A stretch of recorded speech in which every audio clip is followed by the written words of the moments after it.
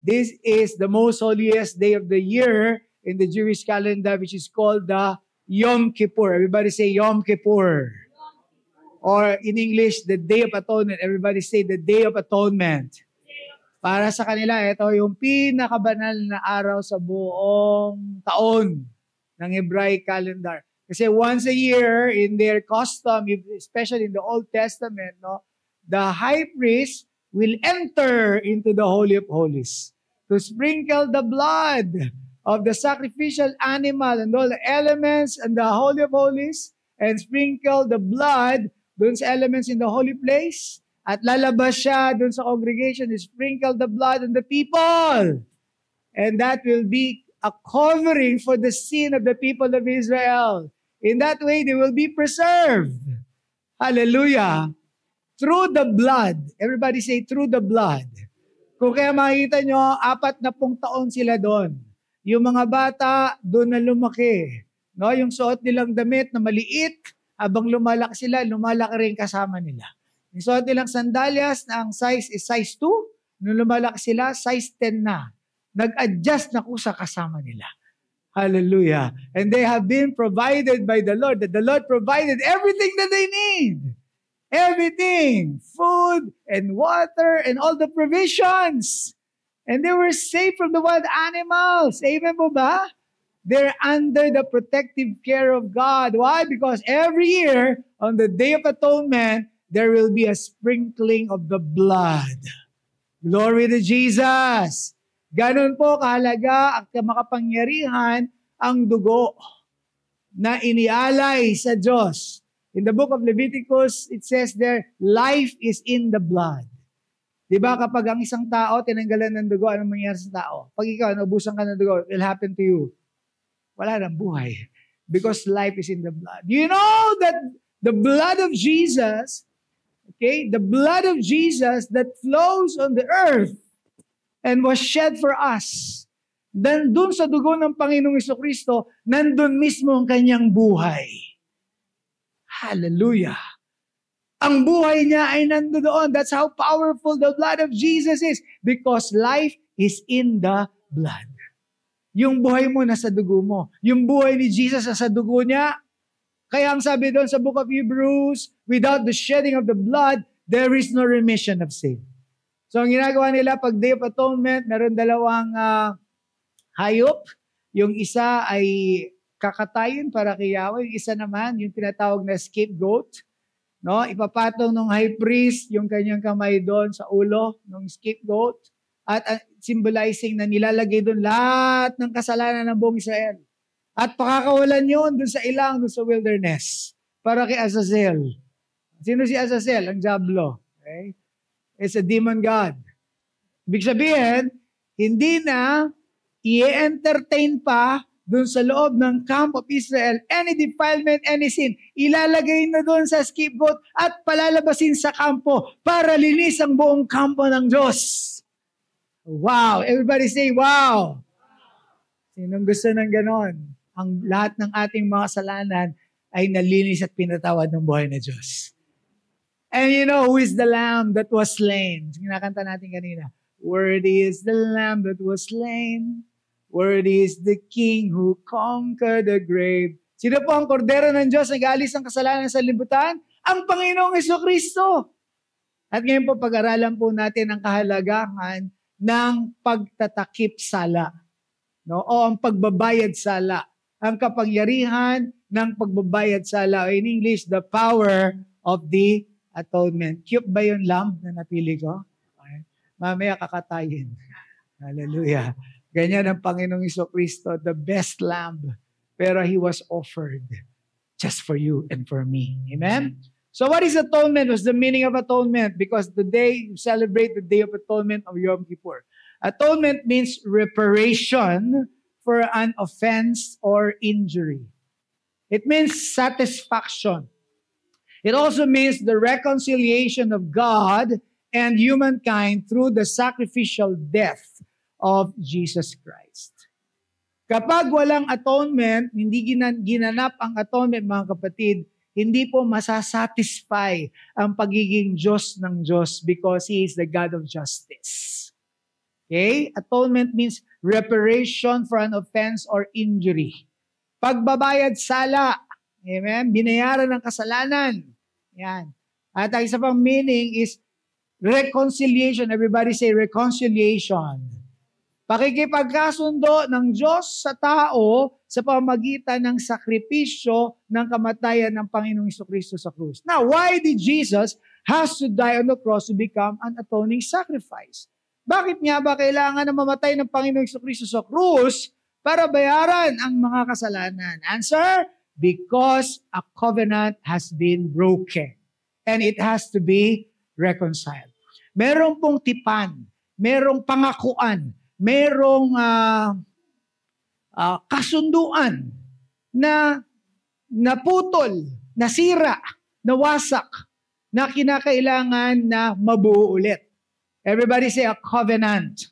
Yeah. And what is that covenant? Ano po ba yung tipan na yan? So, God is a covenant keeper, meaning to say God is a promise keeper. He keeps His promises, He keeps His covenant. And in the Bible, you will see different kinds of covenants. Let's say, for example, the Abrahamic covenant. What is the Abrahamic covenant? It's the covenant of God between Abraham that Abraham will become the father of many nations, right? Do you know that? Amen. May tinatawag na Mosaic covenant. Ano yung Mosaic covenant? Yung Mosaic covenant is the covenant to keep the Ten Commandments or the Torah given by the Lord to Moses for the Israelites. Meron po tinatawag na Davidic covenant. And in Davidic covenant, the covenant of God to David, na doon sa lineage ni David, doon lalabas ang Messiah. There's a covenant of God between God and Noah. There's so many covenants. But what is this covenant that I am talking about? Everybody say, it is the everlasting covenant. Sabihin po natin, everlasting covenant. Ito po yung covenant na na-break. Ito po yung covenant na na-break. And what is the everlasting covenant, mga kapatid? No? The everlasting covenant is the covenant between God and His creation. It is the covenant between God and the human race. So meron pong tipan, merong covenant ang Diyos sa kanyang nilikha. May covenant ang Diyos. Do you know the creation of God? Amen. Sun, moon, stars, amen, the universe. Nakuha natin, mga kapatid. He has a covenant with His creation. And when He created man, He also made a covenant with man. So He has a covenant with creation, and He has a covenant with man. That is what we call the everlasting covenant. Okay. Now, what is God's covenant with creation? Tingnan po natin, saan natin makikita to sa Biblia. Yung tinatawag na God's covenant with creation. From the book of Jeremiah, chapter 33. Basahin natin sabay-sabay. 1, 2, ready, go. The Lord says, I have an agreement with day and night. I agreed that they would continue forever. You cannot change that agreement. Day and night will always come at the right time. If you could change that agreement. Let's continue. The Lord says, if my agreement with day and night does not continue, and if I had not made the laws for the sky and the earth, maybe I would leave those people. Nakuha niyo po, mga kapatid, no? Sabi ni Yahweh, I have an agreement with day and night. No? That's His creation. Amen po ba? Tapos, ang sabi niya, I have an agreement, no? Sabi niya yan, with the sky and the earth. So those are agreements or covenant, God's covenant with His creation. May covenant siya sa mga nilikha niya. Sa sky, sa earth, sa day, sa night. Okay? So, saan naman natin makikita yung God's covenant with humanity? Okay? Meron tinatawag na God's covenant with His creation and God's covenant with humanity. This is what we call the everlasting covenant. So makita naman natin sa Jeremiah chapter 31. Nasusundan niyo po ba, mga kapatid? Ang pinag-usapan po natin dito is the everlasting covenant. Everybody say with me, the everlasting covenant. Okay, saan nakasulat yung may covenant si Lord sa mga tao? Jeremiah 31, beginning verse 31. This is what the Lord said. Read with me. 1, 2, ready, go. The time is coming when I will make a new agreement with the family of Israel and with the family of Judah. Next.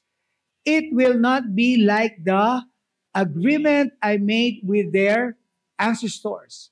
I made that agreement when I took them by the hand and brought them out of Egypt. I was their master, but they broke that agreement. This message is from the Lord. So, tingnan natin yung main verse, verse 33, 1, 2, ready, go. In the future, I will make this agreement with the people of Israel. This message is from the Lord. I will put my teachings in their minds, and I will write them on their hearts. I will be their God, and they will be my people. This is the covenant of God to humanity. Kuha natin, the everlasting covenant is the covenant between God and His creation and the covenant between God and humanity. Now, God has a covenant with creation and God has a covenant with people or with human beings. But this covenant was broken. I pray that nakaka-follow tayo dito sa istorya because napakagandang maunawaan po natin ito. So, gumawa ang Diyos ng tipan sa kanyang nilikha, sa sanglilikha, sa mga tao, pero ito po ay nasira. The covenant was broken. Kailan po? Meron pong 2 rebellion na naganap sa history, no? Na nakasulat sa Biblia. 2 rebellion. First is this. Ano ito, mga kapatid? Okay? Merong mga members of God's spiritual family, no, who doesn't want to be under God's rule anymore. Ang tawag sa kanila, rulers, authorities, no? Sons of God, divine council. No? Sila yung mga unang nilikha ng Panginoon na binigyan ng kapangyarihan sa kanyang nilikha rin. No? Binigyan ng kapangyarihan sa mga bituin, binigyan ng kapangyarihan sa araw, sa buwan, sa kanyang nilikha. Okay? But some of them doesn't want to be under God's rule anymore. Gusto nila sila ang maging Diyos. Kaya itinaas nila yung sarili nila sa Diyos. Dahil doon sila ay pinalayas. No, they were thrown out. Okay?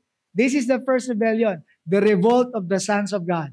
Ang tawag sa kanila, Naphal, Binay, Elohim. Naphal means fallen. Binay means sons. Elohim means God. Fallen sons of God. Okay? Or in short, Binay Elohim. They were the morning stars. They were the heavenly beings. Kaya mga kapatid, pag dumitingin kayo sa mga bituin, sa araw, sa buwan, so the Jewish people and the ancient people understand that they are not just gas balls hanging on the sky. There are spiritual beings assigned on them. I pray that everyone will understand this. Okay. Next, Isaiah 14 verse 12. Basahin natin, 1, 2, ready, go. You are like the morning star, but you have fallen from the sky. In the past, all the nations on earth bow down before you, but now you have been cut down. Sino po yung tinutukoy dito? Si Lucifer. Lucifer, he is the morning star. Morning star. Jesus is the bright morning star. Amen? So, ang difference sila. Lucifer is the morning star. Jesus is the bright morning star. So, look at this. No? Tuloy natin, verse 13. You always told yourself, I will go to the skies above. Nakita niyo pa, mga batid? Meron siyang pride. And pride goes before destruction. Yung mamataas, ibinabagsak. At sabi niyan, I will put my throne above God's stars. Who are those stars? Those were the divine council. Those were the heavenly beings. Those were the first family created by God, assigned on creation. And God has made a covenant with them as well. At ang sabi dito, I will sit on Zaphon, the holy mountain where the gods meet. Zaphon means north, no? Or the abode of God. Sabi niya, the holy mountain where the gods meet, small letter G. So dito makikita natin that there were gods, letter G. Gods given powers to rule. Ang tawag sa kanila, rulers, authorities, divine council. But they rebelled against God. Okay? O, sabi sa verse 14, I will go up to the altar above the tops of the clouds. Look how proud, no, this creature has been. Sabi niya, I will be like God Most High. I will be like God Most High. Kaya, he was thrown out of heaven and he was able to deceive 1/3 of the stars. Ang tawag sa kanila, mga fallen angels, 1/3. Asan sila napunta, mga kapatid? Sa Jupiter ba? Sa Mars ba? Sa Pluto ba? Saan po sila napunta? Ayun nga. Kaya bago likain ang tao, kaya in between verse 1 and verse 2 of Genesis chapter 1, there was a big gap. Okay, kasi doon nangyari yung rebellion. That's why the first earth was destroyed by these creatures or beings, and then God formed another one. Amen po ba? Hallelujah. Okay, alam, nandito sila nung kinilikha na yung mundo na kung saan nandito tayo. Kaya mga kapatid, for your information, tayo hindi nag-iisa sa mundong ito. May kasama tayo. We are living in the natural and the spiritual realm at the same time. Sa Pilipinas, hindi mahirap i-explain yan. Maraming mga nakikita na hindi nakikita. Ang ganda yun, nakikita na hindi nakikita. Okay, now, that's the first rebellion. Alam natin yan, spiritual rebellion. The second rebellion is this. Didilikha na si Adan at si Eva. At habang si Eva ay nag-iisa sa ilalim ng puno ng pagkaalam ng mabuti at masama, dumating ang isang creature. No? Ang serpent. Serpent comes from the word seraph. Comes from the word seraphim. They were once upon a time in the glory presence of God, but they were thrown out.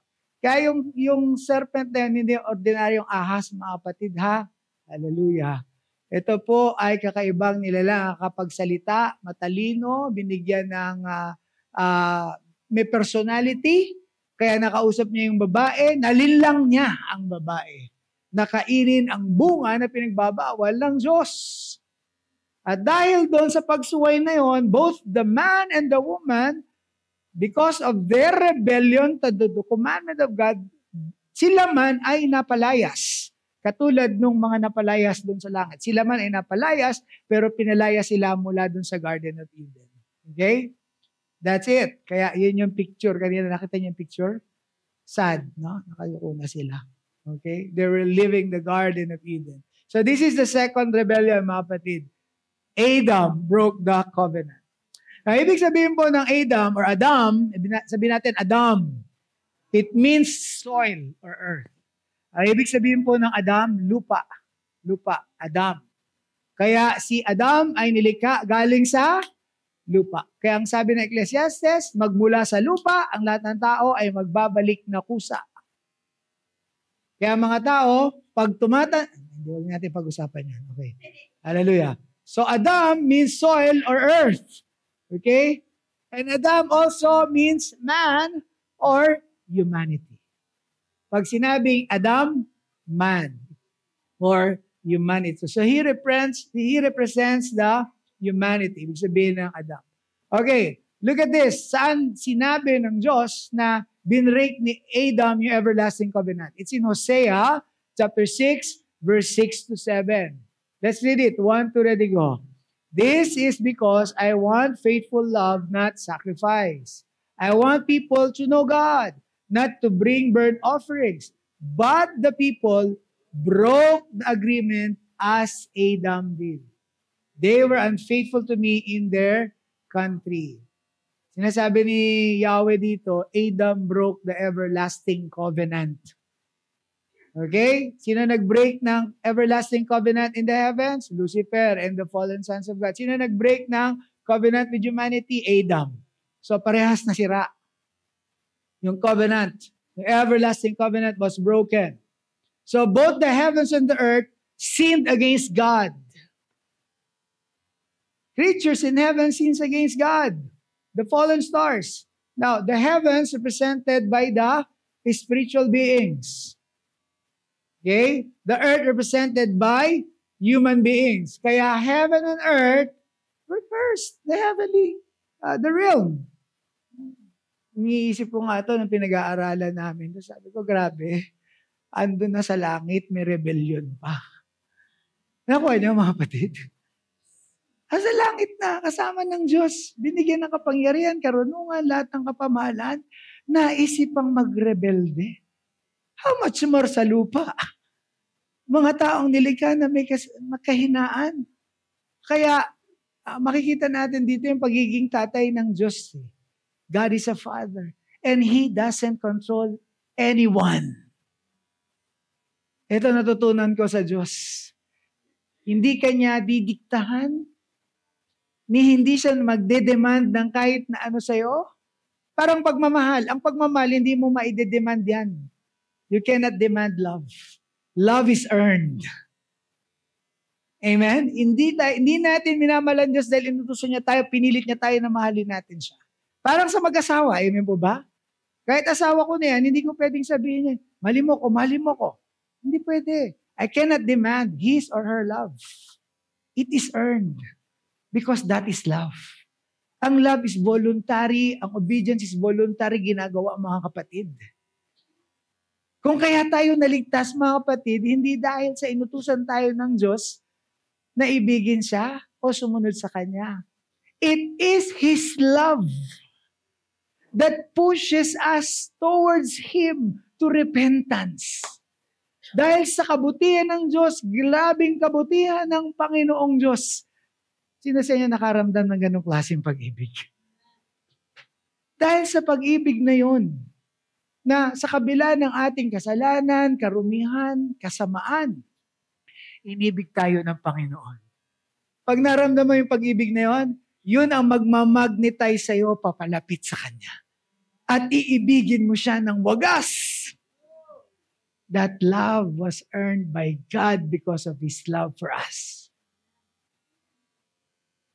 Kaya ganun po ang pagmamahal. Kaya ang mga nagmamahala, ang nagmamahal sa Diyos at ang Diyos nagmamahal sa tao, free lang, no?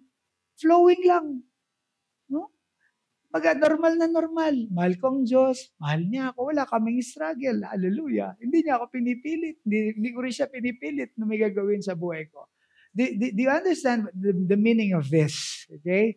So, if there has not been an atonement through the Son of God, through His sacrificial death on the cross, this world would go back to total darkness. Yung tinatawag sa Hebrew na tohu vavohu. Ibig sabihin, formless and void. Formless and void. So Genesis chapter 1 verse 2, ang sabi doon, Genesis 1:1 muna. No? In the beginning, God created the heavens and the earth. Pagdating ng verse 2, and the earth was without form and void. Yung tinatawag na tohu vavohu. Okay? Kung wala pong namatay at nagbayad sala, ang mundong ito at ang buong creation babalik doon sa tohu vavohu. Formless and void. Kung walang namagitan. Okay? Because the penalty for sin is death. Romans chapter 3, verse 23. For the wages of sin is death. Ang kabayaran ng kasalanan ay kamatayan. And you know that in Psalm 89, verse 14, it says that justice, righteousness, and justice are the foundation of God's throne. Nilikha ng Panginoon ang kanyang trono, ang pundasyon ay righteousness and justice. Ang Diyos po ay banal, ang Diyos ay matuwid, ang Diyos ay hukom. Kaya ang sabi sa Psalm 7:11, God is angry with the wicked every day. He will not allow those wickedness go unpunished. Mga kapatid, kahit sinong tao, subject to this judgment of God. Naiintindihan po ba natin yon? Kaya ang sabi, huwag kayong matuwa that the wicked are flourishing one day. Lahat ng ginagawa nilang kasamaan, pagbabayaran nila yan. Walang hindi magbabayad. Kasi kung anong tinanim mo, yun ang aanihin mo. Amen? Sino dito nagawa ng masama? Sino dito na argabyado? Sino dito yung gigil ng gumanti? No? Sabi ng Panginoon sa Romans chapter 12, no? Leave room for God's wrath. The Lord said, vengeance is mine, I will repay. Dahil ang Diyos, hindi mo pwedeng takasan sa hustisya na meron siya. Because righteousness and justice are the foundation of God's throne. Now, justice and righteousness will only be satisfied through death and the shedding of the blood. Kaya sabi sa Hebrews 9:22, without the shedding of the blood, there is no remission of sin. Kailangan merong mamatay. Kailangan may dumanak na dugo, bayaran ng dugo ang mga kasalanan para ito ay mabura.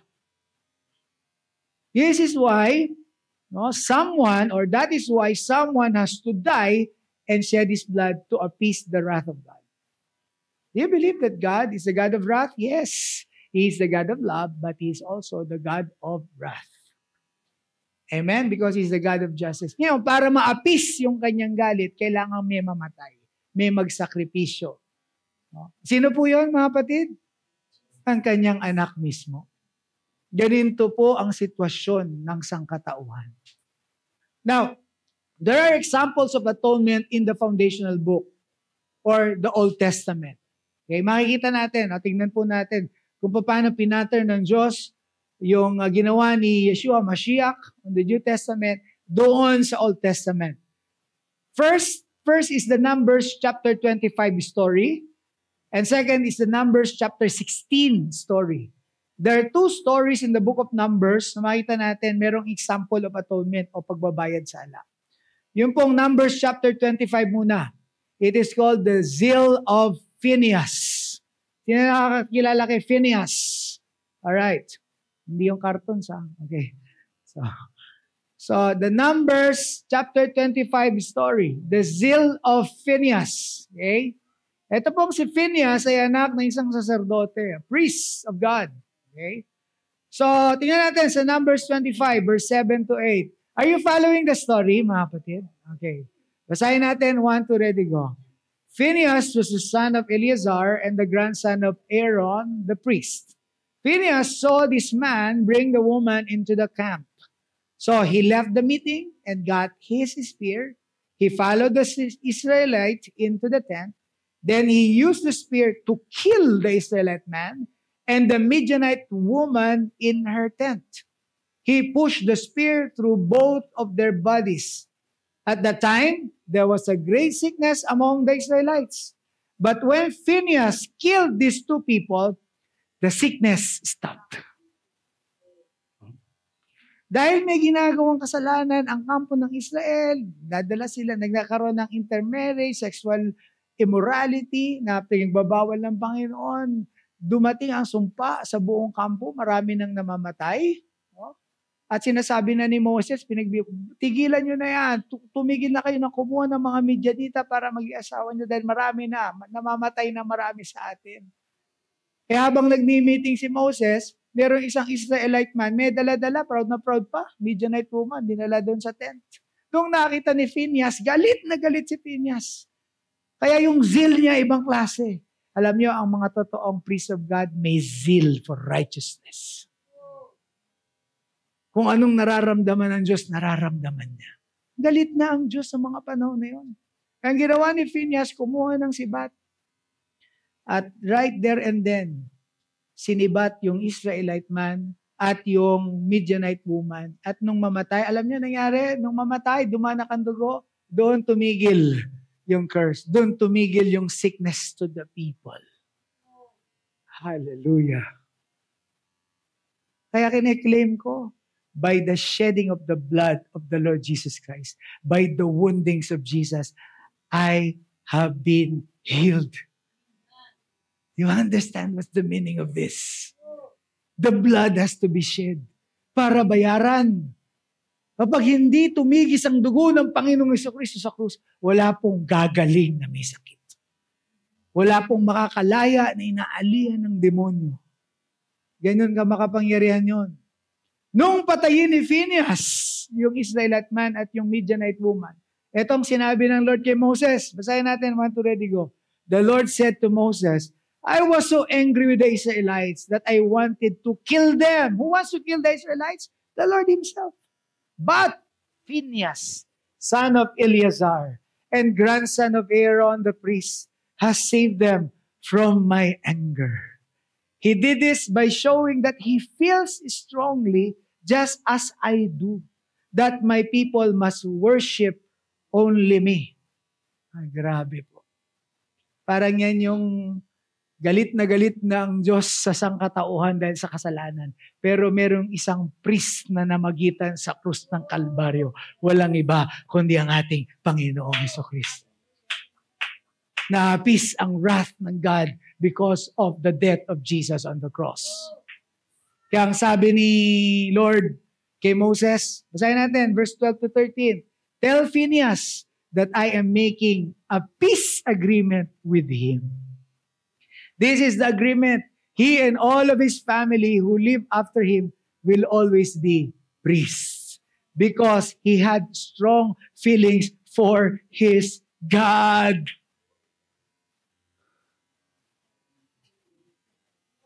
Sino nakaka-relate dun sa pinag-aaralan natin dito? Ang mga tunay na anak ng Diyos galit sa kasalanan. Hindi nakikipaglaro sa kasalanan. Parang yung alcohol, ang mikrobyo, hindi bine-baby, pinapatay. Ang kasalanan, hindi bine-baby, pinapatay. Ganun po ang zeal ng mga tunay na anak ng Diyos sa pinananahanan ni Kristo. Hindi nakikipaglaro sa mundo, sa kasalanan, sa demonyo, at sa pita ng laman. Ganyan po ang nararamdaman ng mga pinananahanan ng Diyos na buhay. Then you will have peace in your life. And God will make a covenant with you. Now, Phinehas, the priest of God, made an atonement by killing the Israelite man and the Midianite woman and shed their blood in order to appease the wrath of God. Tsaka lang po tumigil yung galit ng Diyos nung dumanak na yung dugo. Amen? Kumbaga na, iganti na ni Phinehas si Lord. Tumigil na. Amen? Note, mga kapatid, atonement is the duty of the priest. The priest. Atonement is the duty of the priest. And who is our great high priest? Jesus Christ. At anong tawag niya sa mga members of the church, mga followers niya, mga Christians? We are a kingdom of priests. You are a chosen generation, a royal priesthood, a holy nation. 1 Peter 2:9. Because Jesus is a great high priest, all of us that are followers of the Lord Jesus are part of His royal priesthood. Kaya gagamitin ka rin, kapatid, for atonement. That's why when you pray, when you intercede, hallelujah. When you take communion, when you appropriate the blood of Jesus, kung alam lang ng lahat ng mga Kristiyano, binigyan tayo ng ganong katungkulan ng Diyos para ma-appease ang wrath niya, imbis na may nag-fall na judgment because you intervene and prayed and take Holy Communion and repent on behalf of them. The wrath of God was appeased.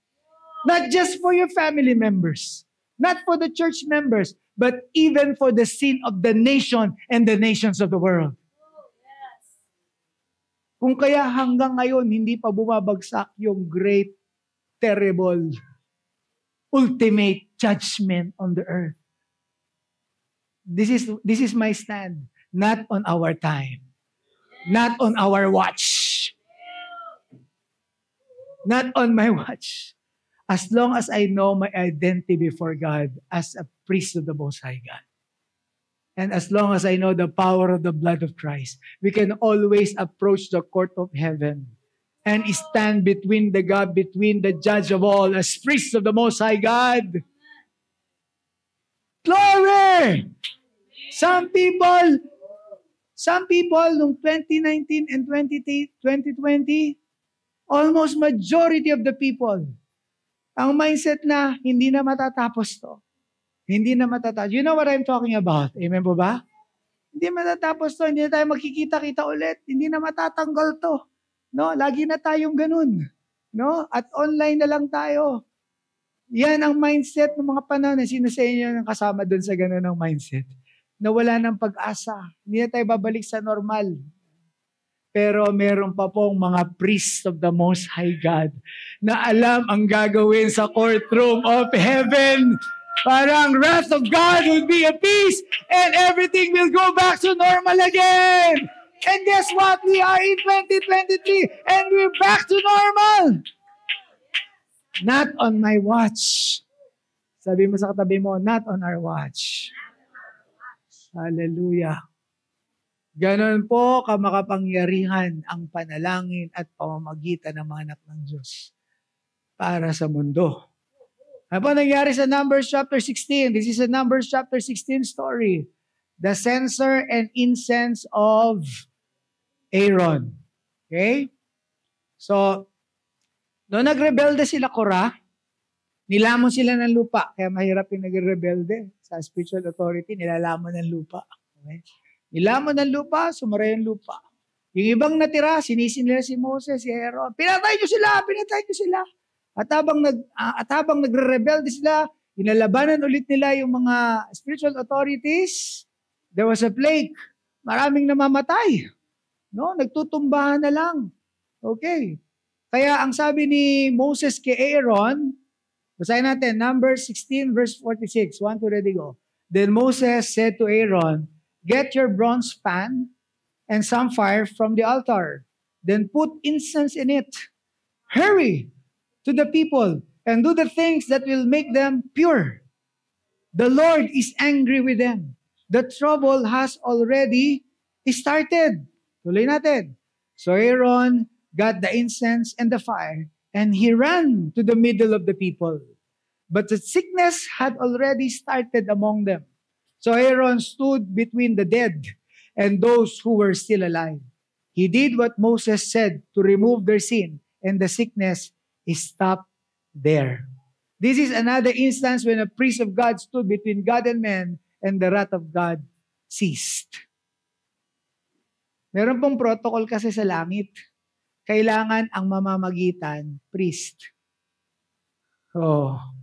Kailangan ang gagawa ng atonement, priest.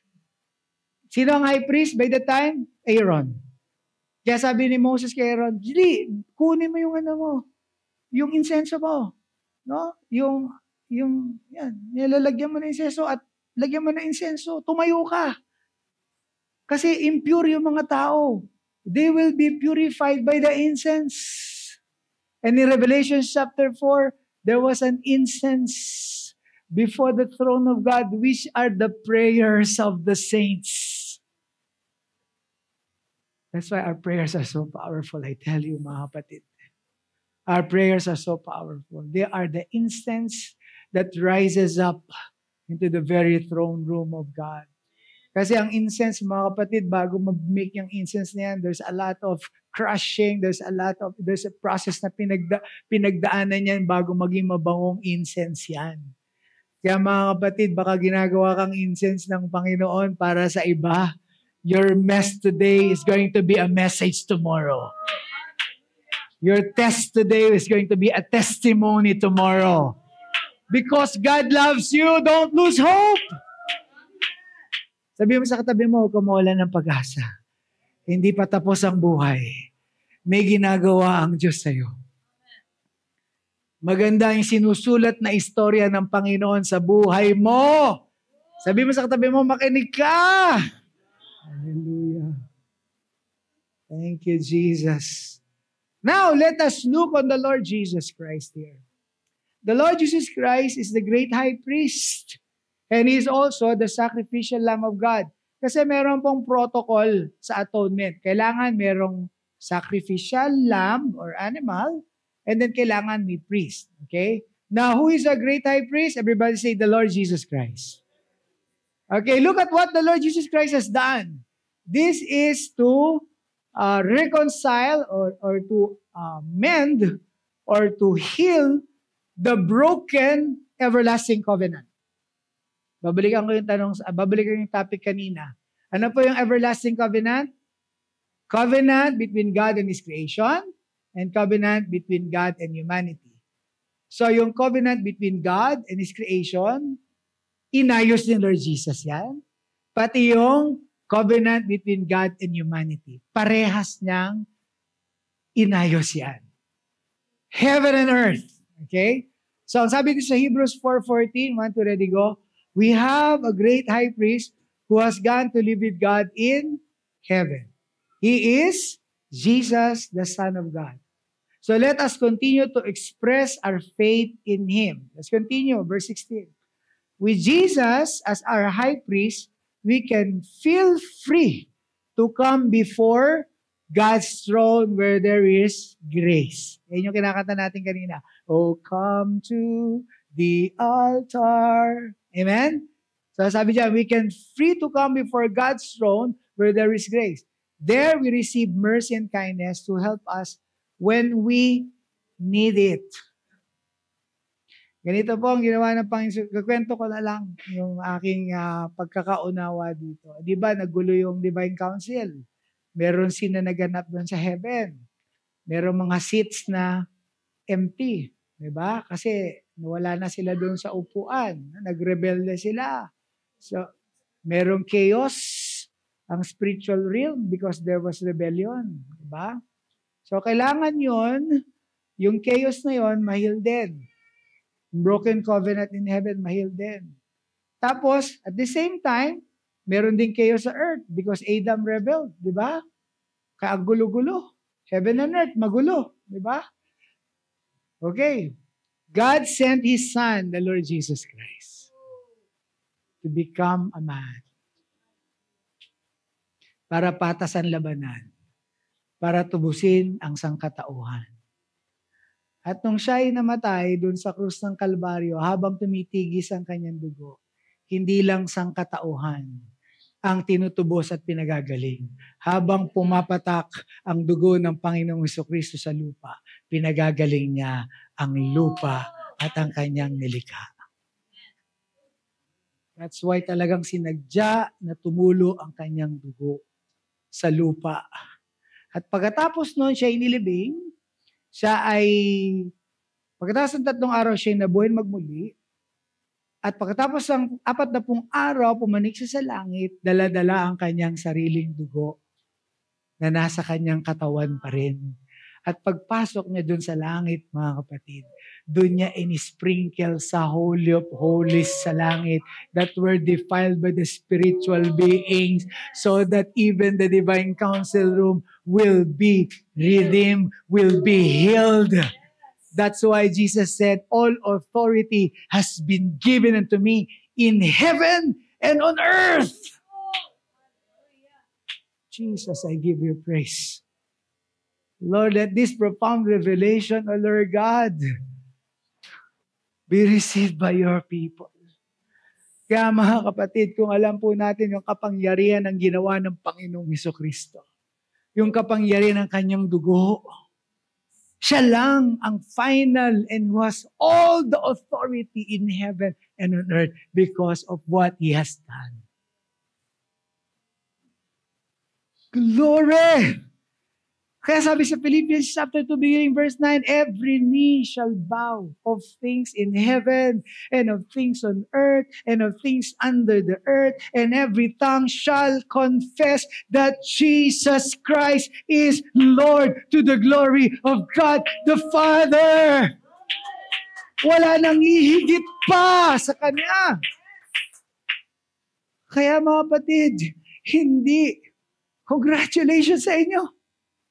Hindi pipigtuging Diyos sa tagapagligtas ang tinanggap natin sa buhay natin. Woo!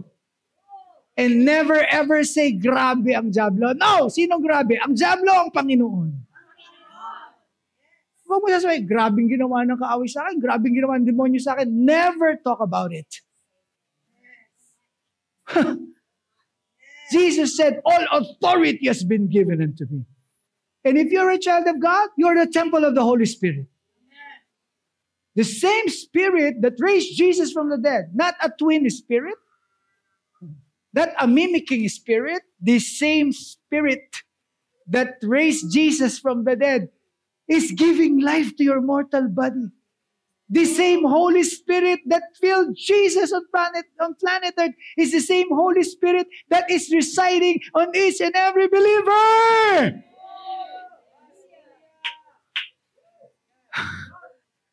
You are not defeated.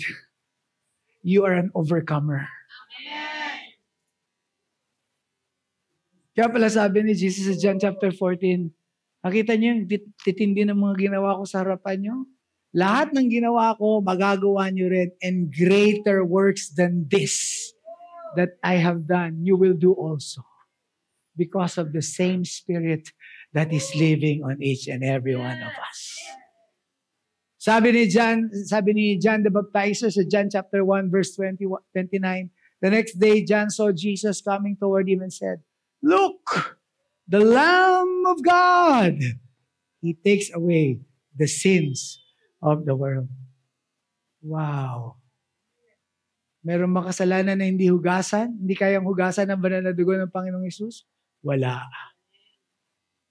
Ang sabi nga ni Brother Eddie nung araw, kung ang kasalanan mo ay sinbigat na sinlaki ng pinaka mabigat na barko sa pier. No? Ang pag-ibig at pagmamahal at kapatawaran ng Panginoon sa inyo ay malawak pa sa Pacific Ocean. I'll never forget those words of Brother Eddie. No? Nanliit ang barko dahil sa lawak ng karagatan. Ganon po kalawak ang pag-ibig ng Diyos at kapatawaran sa sangkatauhan. May pag-asa pa po bang lahat ng tao? Meron po. Meron po. Kung ikaw lamang ay lalapit sa Diyos, hihingi ng kapatawaran, aaminin mo yung mga pagkakasala, mananampalataya ka na si Jesus ang namatay sa krus para sa iyong mga kasalanan, aanyaya mo siya sa iyong puso't buhay bilang Panginoon, Diyos at sariling tagapagligtas, isusuko mo ng lubusan ng buhay mo sa Kanya, maghahari siya sa buhay mo. Ililigtas ka niya, patatawarin niya yung mga kasalanan, at bibigyan ka ng katiyakan ng buhay na walang hanggan sa langit. Now let me proceed. Konti na lang ito mga kapatid. There's a protocol for the atonement. Number 1, there must be a priest and there must be a sacrifice. Ang maganda doon, ang Panginoong Hesukristo natin, siya na yung priest, siya pa yung sacrificial lamb. Kasi walang ibang pwedeng maging high priest before God, spiritually, kundi siya. Wala ring karapat-dapat na maging haing handog na walang dungis ng kasalanan maliban sa Kanya. 2 Corinthians chapter 5 verse 21 says, He, referring to the Lord Jesus Christ, who knew no sin, became sin for us to become the righteousness of God through Him. Kaya ang lahat ng nakipag-isa kay Kristo, isang bagong nilalang na. Wala na yung dating pagkatao, siya ay bago na. 2 Corinthians chapter 5 verse 17. Now, Jesus is the atonement that mended the broken covenant between God and creation. Jesus is the atonement that mended the broken covenant between God and human race. Technically, the covenant of God between heaven or the spiritual realm and the earth, which is the physical realm. Okay, last few verses mga kapatid. So far, nakuha niyo na kung anong power ng atonement? Hallelujah. Let's read this. Hebrews chapter 9, beginning verse 11. 1, 2, ready, go. But Christ has already come to be the high priest. He is the high priest of the good things we now have. But Christ does not serve in a place like the tent that those other priests serve in. He serves in a better place. Unlike that tent, this one is perfect. It was not made by anyone here on earth. It does not belong to this world. Let's continue. Christ entered the most holy place only one time, enough for all time. He entered the most holy place by using His own blood, not the blood of goats or young bulls. He entered there and made us free from sin forever. Palakpakan natin ang Panginoon. Hallelujah. Now, bilang mga anak ng Diyos, paano natin i-apply yung power of the atonement in our lives? Paano nga po na i-apply natin yung kapangyarihan ng atonement na ito? Tatlo lang po. Number 1, you have to yield yourself to the Lord Jesus Christ.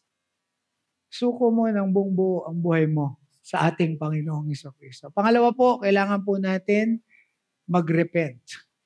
Repent of our sins. Repent for the sins of our family, repent for the sins of our community, and even our nation. Paano po na-apply yung atonement? to repentance. Ang repentance, ibig sabihin, pagbabago ng isip.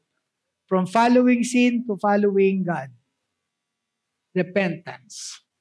No? Pagtalikod sa kasalanan at patungo na sa Panginoon. Pangatlo po, this is very powerful. The Lord has left us, iniwanan tayo ng Panginoon, na isang gawain na napakamakapangyarihan. Na dapat lagi natin ginagawa, even every day, as often as you want to. That is partaking of the Holy Communion that symbolizes the blood and the body of the Lord Jesus Christ. You know, kapag pinag-pray na po natin yung Holy Communion element, it has great power. It represents the blood and the body of the Lord Jesus Christ. We can also share the elements of the communion to a defiled land, to a defiled place. Use it, and that is so powerful. Amen po ba? Hallelujah. I use that. Pagdating sa isang lugar, usually pag may conviction ng Panginoon, pag Holy Communion, and share the Holy Communion to the earth, and speak to the earth, be healed. I am reminding the earth, you were redeemed by the blood of the Lord Jesus Christ, and all the demonic presence in that place doesn't have any option but to flee. And the place was sanctified by faith, by the power of the blood of Jesus, because I release my faith and I share the Holy Communion elements to the ground, and I speak to the earth to be healed. Marami po mga instances and testimonies about this speaking to the earth. It's written in the book of Jeremiah. O earth, O earth, O earth, hear the word of the Lord. Hallelujah. Grabe po mga kapatid. Ganyan po ang makapangyarihan ng atonement through the blood of the Lord Jesus Christ. So happy Yom Kippur everyone. Palakpakan natin ang Panginoon. Glory to God. Hallelujah. Happy Yom Kippur, the Day of Atonement. This is really what it means to celebrate the Day of Atonement. Ngayon, nagbigay po ako ng assignment sa inyo. Sinong gumawa ng assignment? Taas ang kamay. Hallelujah. Sinulat natin ang ating mga, di ba, nag-10 days of awe tayo? No? Araw-araw nandito tayo. No? At i-remind tayo ng Panginoon dun sa mga kasalanan na nagawa natin. Tama po ba? Ano ang commandment number 1? Sino yung mga estudyante ko dito ng 10 days of awe? Brother Edwin lang ba? Ano commandment number 1? Para sa mga wala nung 10 days of awe, para makabisado nyo yung 10 commandments using your hand gesture. Ganito tayo, ganito, ganyan. Sabay po kayo sa akin, ganyan kayo. Yan. Lahat po, yan, lahat.